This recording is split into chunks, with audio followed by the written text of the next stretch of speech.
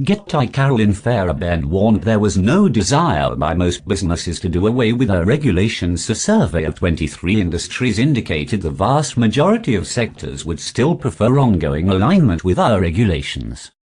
Carolyn Fairbairn, the CBI Director General, warned there was no desire on the part of the majority of British businesses to do away with our regulations entirely ahead of Brexit negotiations on a future UK trade deal.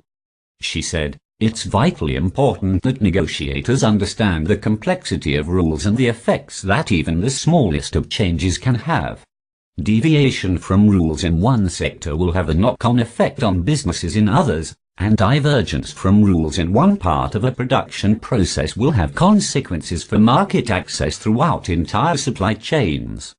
It's vitally important that negotiators understand the complexity of rules and the effects that even the smallest of changes can have." Carolyn Fairbairn put simply, for the majority of businesses, diverging from EU rules and regulations will make them less globally competitive, and so should only be done where the evidence is clear that the benefits outweigh the costs.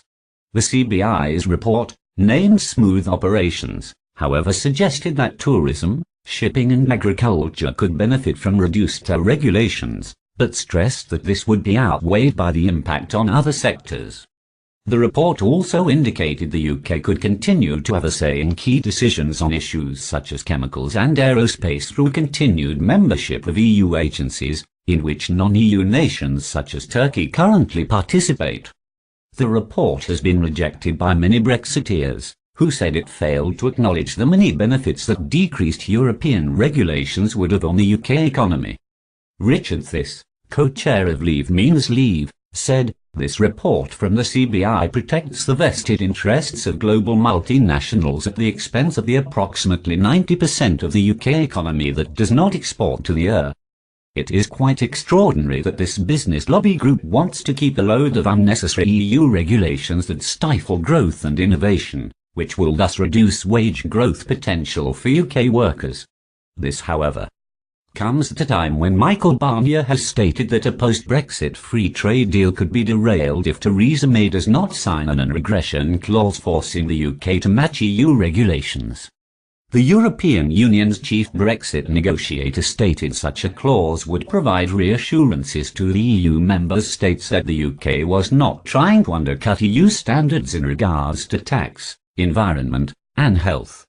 The French politician also warned that if Theresa May were to reject the clause, EU member states are likely to reject any future free trade deal between the UK and the EU following Brexit. Mr. Barnier said, "There will be no ambitious partnership without common ground on fair competition, state aid, guarantees against tax dumping and social standards and, not least, environmental standards." CBI's report, however, suggested that tourism, shipping and agriculture could benefit. The agreement on the future relationship with the UK should include a non-regression clause. "We face a huge risk of ratification from national parliaments if we don't reassure people and provide a solution.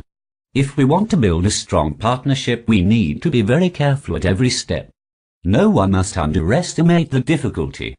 The Commission's demand for the UK to uphold European regulation post-Brexit in order to achieve a free trade deal places Theresa May's government in a dilemma, as one of the Tories' principal reasons for leaving the bloc was to free itself from restrictive EU red tape. Thanks you for watching. Please subscribe News to You channel. Goodbye and see you again.